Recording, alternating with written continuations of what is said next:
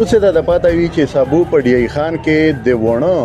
چې کیم پرلط ته یا من پسوند دی د یخ په ملاتړ باندې دلته یو احتجاج اعلان کړی شوی دی.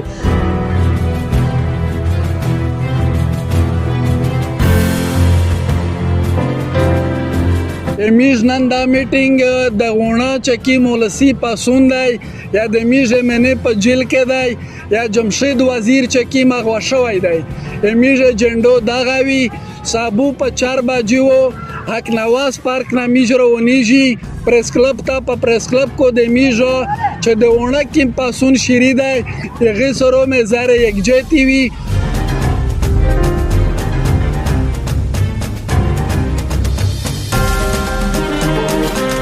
هغه احتجاج کې د مختلفې ګوندې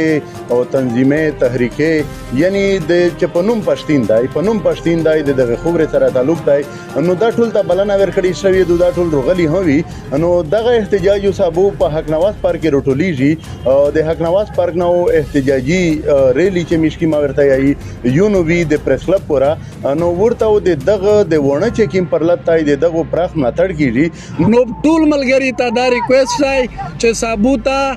هر کوم چې د کیمه پېښې سره څوک تعلق لري چې دا سابو هر یو سړی